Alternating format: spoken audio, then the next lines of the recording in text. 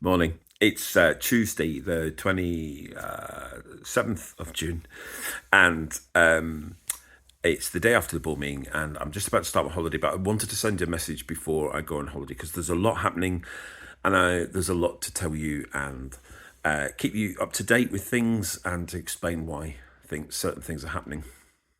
That all sounds very intriguing. It's all good, I promise. Right. You can tell it's holiday season because I've got the shorts on. I'm ready to go. So here we go. I have a small lump of post-it notes to just remind me to cover everything. So I hope I wade my way through them. Right. Firstly, welcome to Sam. Sam is our spiritual care lead. I think that's your job title, Sam. But met you yesterday for the first time, and it was lovely to meet you. I'm really delighted you're part of the team. Welcome aboard. I'm good to hear that everybody's made you feel very welcome. So welcome, Sam. Other staffing things, there's some job stuff floating around. There's a learning development worker. We're going to have one more bash at recruiting for that. But that's really cool. We've got a clinical admin role going. And also we've got in the wards, we've been listening and we've heard people say about the kind of, they wish there was more leadership in the ward. So instead of replacing Hazel's post, we're actually appointing a senior charge nurse who is going to be effectively the ward manager, who will be in the ward a lot of the time, so that you've got somebody there, constantly there and supporting you and all of that sort of stuff. So that's we really hope that helps on the ward. HIS, we've had the report. There's a bit of funny thing that happens with HIS where they write to you and then you go right back and go, whoa, hold on a minute, and then you did it, so we're just in that bit at the minute. So it's embargoed, but what I can say to you is it's not as bad as it could have been. Actually, it was okay for where we are in the change and for where we want to be. It's a good first step.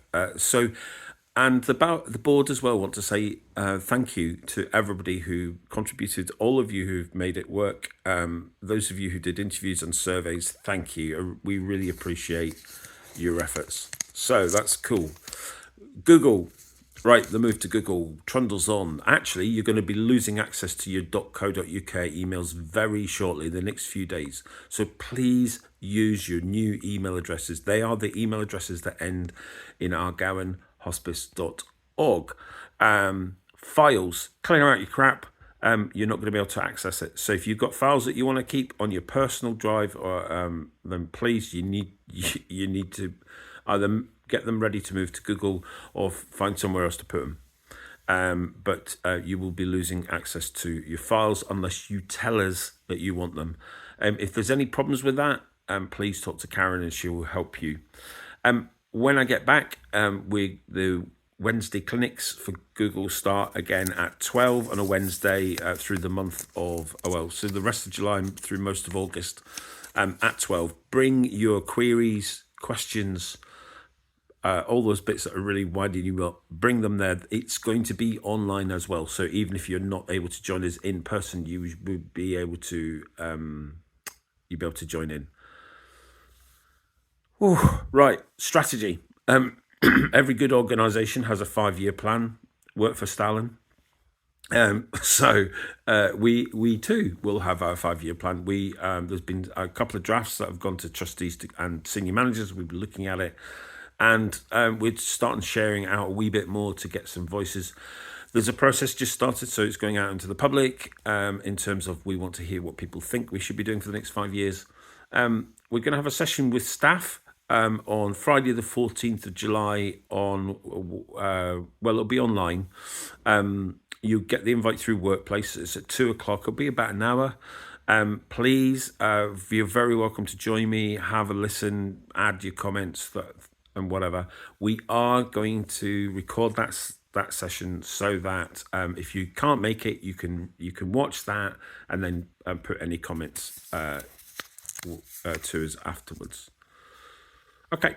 At the board meeting, they approved the budget for the next year. Now, the budget is a deficit budget, which we don't like doing, but it's the way it is right now.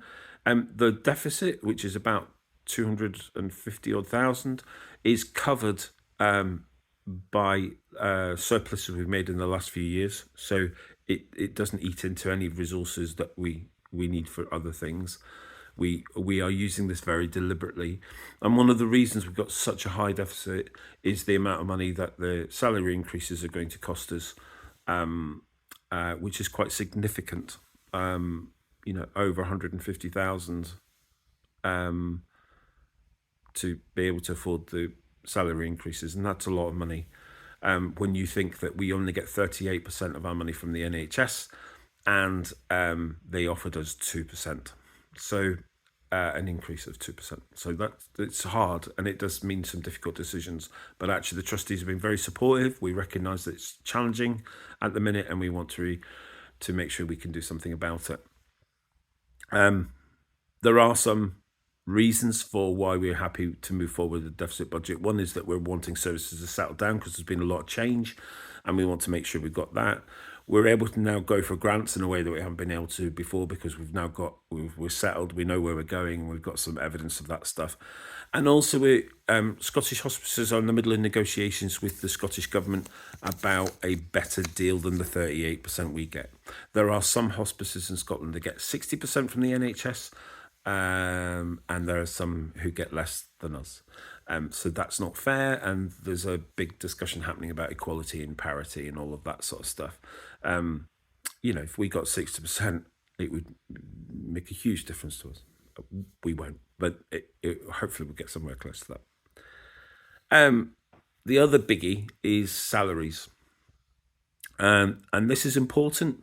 And there's been a lot of work, which is why it's taking a bit of time, because not only we weren't just looking at let's give X amount, we've been looking at a total review of our salary structure, because it's been a bit messy and we've got a lot of anomalies. So you've got people, we kind of are on different things, and why do we give that person that and not that person that? So we've had to really go back to thinking about, well, where do we sit? Where does everybody sit, so that we can plan? And so we've done a full review. The full review is taking into account Agenda for Change, but it's also looked at the market that's out with the NHS. And so we've come up with a new salary scale. We don't have bands anymore. We have steps and points. The reason we want to do this is to remind us all that we're not the NHS, that we are an independent charity. Each step has 3 points on it, which allows growth and it allows increments. So it allows you, if you are taking on extra responsibilities or you've gone way beyond, then through a process which we'll be talking about in the near future, you will be able to kind of say, I think I deserve an extra point, and we will validate that. So it does allow for progression, which our salary scales haven't to date, and that doesn't feel right. So it's good news, we think, and that's going to lead to increases. Just a word to our colleagues who are on the living wage. Last October, we signed up to be living wage employers, and that means that there was a small increase that everybody got, who would be on the new scale calls Step 1, which is the living wage level. In October, November, the living wage got a big increase of about 10%, which we paid immediately. Lots of employers will wait till the next April. We won't. We don't.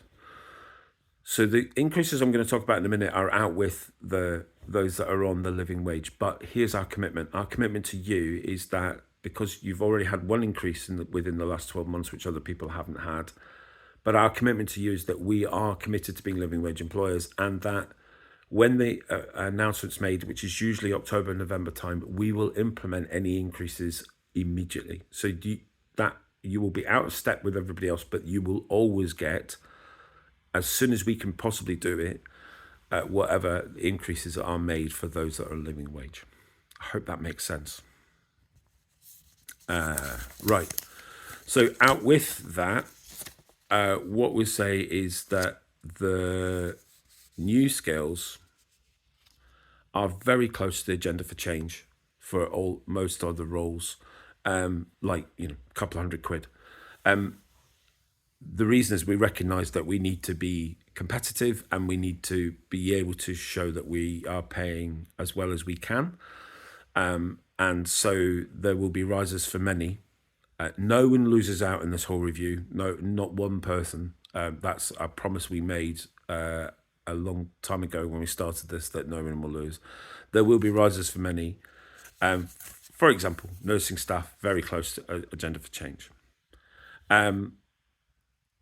What's going to happen now that that's been made is that senior managers over the next couple of weeks are going to be looking at individuals and making sure that we get that right.